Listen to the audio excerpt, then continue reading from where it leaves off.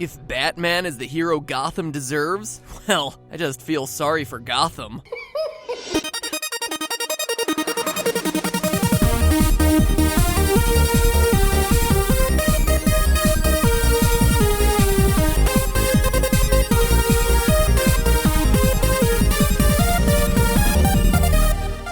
Hello, Internet! Welcome to Film Theory, where today's episode is gonna get real. Not like Hellman's Mayo real. I mean comic book movies getting real.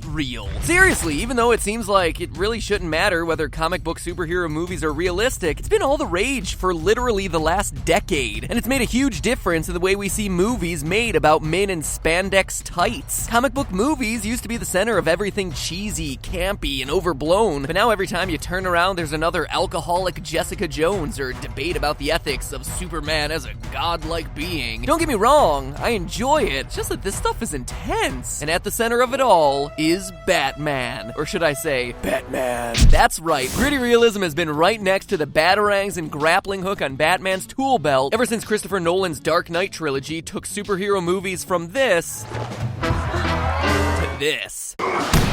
Where are we?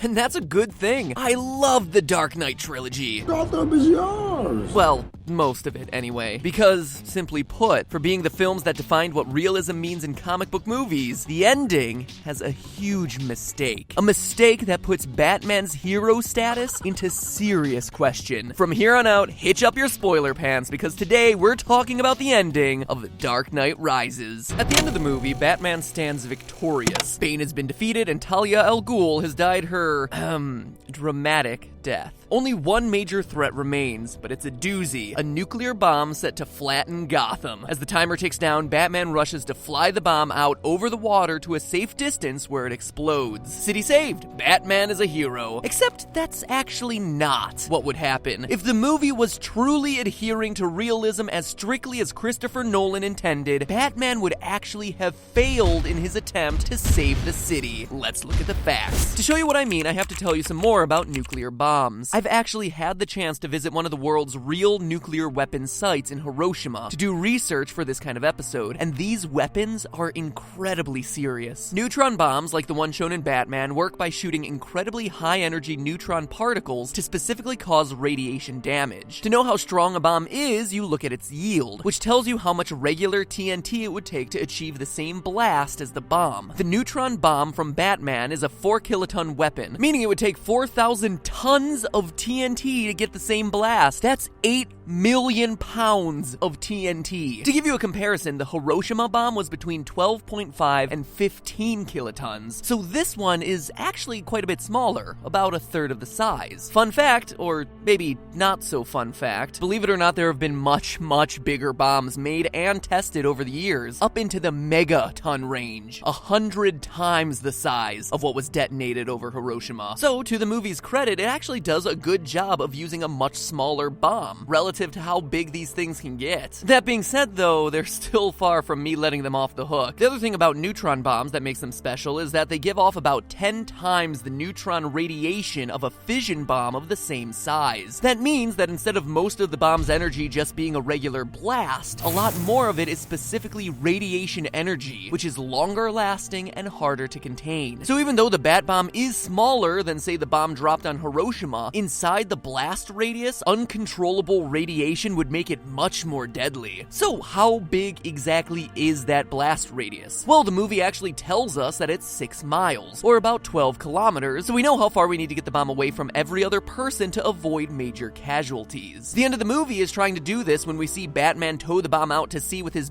copter thing, but there are a lot of problems here. The first and most important is time. Let's break it down. When Batman attaches a harness to the bomb, we see that it has 1 minute and 57 seconds left before detonation. Then, he wastes a bunch of time macking on Selina Kyle and having a heartfelt goodbye with Commissioner Gordon. Factoring in this hanger, hanky-pranky into the countdown, he has just 75 seconds to get that bomb as far away from Gotham as he possibly can. So, let's assess how he does. Let's assume that Batman's Batcopter is as fast as the fastest helicopter in the world. This would make it the Eurocopter X3. X3, which can achieve an absolute max flight speed of 293 miles per hour. It takes the helicopter a minimum of 20 seconds to achieve that max speed. Except, even though the Eurocopter X3 is a really fast helicopter, Batman won't be flying at top speed until he clears through the buildings in the city. You can even see how he's slowly lifting the bomb up and dragging it along the ground, even having to blow up and fly through buildings. How long does it take him to get out of the city? Factoring in only the time we see him flying on the screen, it takes him 38 seconds to get out of Gotham. We'll be generous in our calculations here and say for that time, he can fly at 50% of his top speed. I mean, it's pretty clear that he isn't going anywhere close to 146 miles per hour, half of our 293 top speed, since you can see him struggling to lift the bomb, it's hitting things, etc., but hey, we'll give the guy a fighting chance. This leaves him with 37 seconds at top speed, beginning right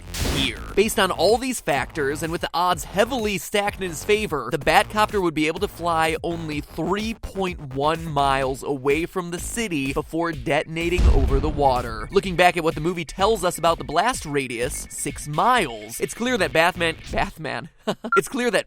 can't make it out far enough to even save Gotham from the basic blast. Batman is a very different type of superhero. And let me reiterate, our assumptions here are really generous. When planes and helicopters are loaded down, they accelerate and fly a lot slower. Remember that the Batcopter would be carrying a huge payload. Atomic bombs typically weigh between 5 and 20,000 pounds, including their casing. And even though this bomb is small, we can expect it to easily clock in at around 3,000 pounds. Weight that we weren't factoring into the calculations at all. That kind of weight isn't too heavy for the Eurocopter X3 based on its tech specs, but it's over a third of its total capacity, meaning that it would definitely slow down the flight based on weight and wind resistance. But okay, let's take it to the extreme. Just for funsies, let's see if there was ever any chance of this scenario being even a little bit accurate, because I like Batman, and math is fun. Let's assume that not only is the bomb weightless, but Batman hitches it to his fastest in the world Batcopter, already somehow going at top speed, and it doesn't take any additional time to change the height of the helicopter in the air. If we basically ignore the laws of physics to make all this happen, you come out with a different distance. Batman would be able to travel, drumroll please, 6.1 miles offshore. Some days you just can't get rid of a bomb. Technically just edging out the main blast radius of the bomb. So, I guess technically there was a way to fake it to make it look like it works. Even in this scenario, not exactly. Because the Batman bomb is a dirty bomb, and that means you need to factor in radiation. To understand what happens in Gotham when the bomb doesn't make it out of town, we'll go back to our original calculations where Batman makes it a little more than 3 miles off the coast. To figure out what kind of damage the bomb causes from there, we have to be clear about where Gotham is. Technically, it's a fictional location, but there are plenty of clues in the Batman universe that give a good indication of what real-life city it's based on. Gotham City is a nickname for New York City, first used back in 1807. Batman's writer Bill Finger also originally meant for Batman's location to be New York, which is why he chose the name Gotham. And the city used as a stand-in for Gotham in The Dark Knight Rises is New York City. And if that's not enough evidence for you,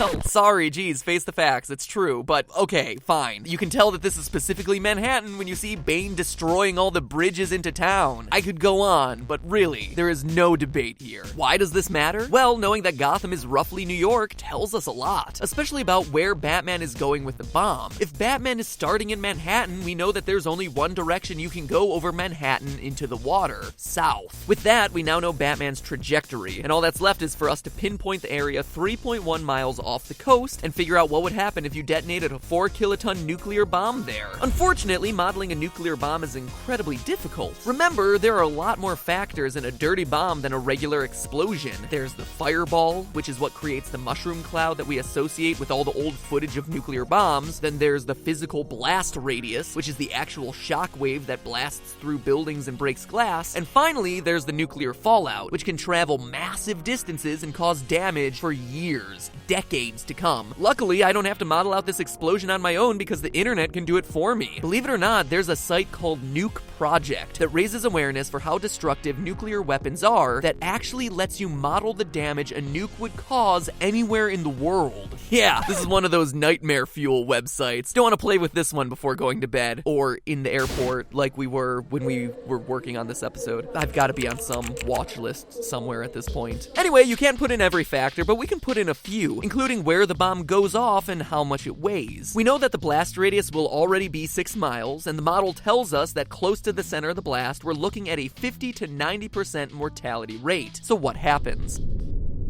At 3.1 miles offshore, buildings in Jersey City, Brooklyn, and Staten Island would instantly collapse. Everyone from the bottom of Staten Island to northern Manhattan would have third-degree radiation burns. Even though the fireball would be mostly contained in the water, our model does show that almost 6,000 people are going to die immediately, with another 245,000 people being injured from collapsed buildings and radiation. It's important to remember, too, the bomb doesn't have to go off in the water for that to happen. The most famous devastating nuclear explosions, like the one in Hiroshima, didn't happen with the bomb on the ground. It happened when the bomb exploded 600 meters above ground level. Just like in our scenario with Batman, the bomb exploded in midair, which was actually more destructive than it might have been on the ground. According to this simulation, even structures that weren't destroyed would take damage. As far as Queens and northern Manhattan, all the windows and car windshields in lower Manhattan would break, the Empire State Building would literally sway, and the Chrysler Building would have floors of broken glass. People would die across 3 boroughs of the city. And believe me, I'm not saying any of this lightly. This is incredibly scary stuff, and it gets worse. When a nuclear reaction doesn't have any shield, it creates what's known as fallout. Maybe you've heard of this. They've made a really obscure video game series about it.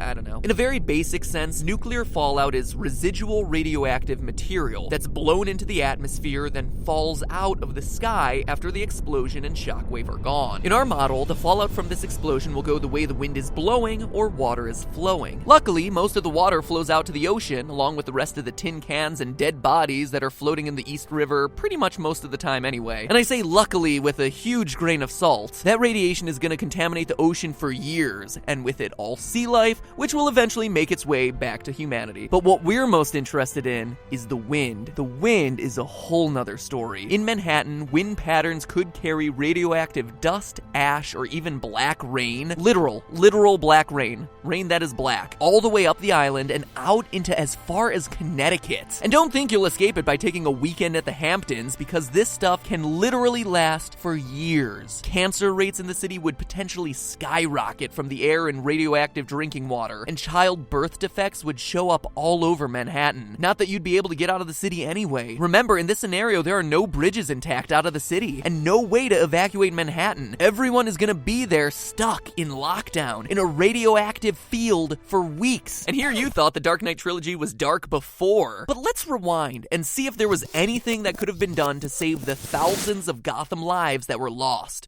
Believe it or not, all of this could have been avoided. Let's say that Batman doesn't waste the 42 seconds on goodbyes with Catwoman, or this tearful farewell with Commissioner Gordon. I mean, they don't even make sense anyway. It's not like he kills himself. He ends up with Selina Kyle and could have just sent Commissioner Gordon a postcard saying, "Hey, sup, I was Batman the whole time. Psych." So let's say that instead of wasting time that could have been spent, disposing of a massive nuclear bomb, Batman actually, did his job and used all that time to haul away the bomb a little bit further. Now he has a whole other 42 seconds to travel at top speed in the Batcopter. So bringing back our first model, he now has 81 seconds over the water, more than double what he was doing before. Doing the math, that would put Batman safely at 6.6 miles away from the coast, now outside the blast radius with room to spare. In this scenario, Batman almost clears the outer boroughs, and we still have about 1,000 casualties, but deaths have been reduced by 75%. Injuries are reduced 83% to about 24,000, which is still a lot, but it's happening in boroughs that are much easier to evacuate and keeps Manhattan almost completely intact. If we give him our super scenario where he isn't slowed down at all, he can actually get a whopping 9.5 miles away, well out into the ocean, where yes, the bomb is still going to take out a lot of fish, but humanity will actually be saved with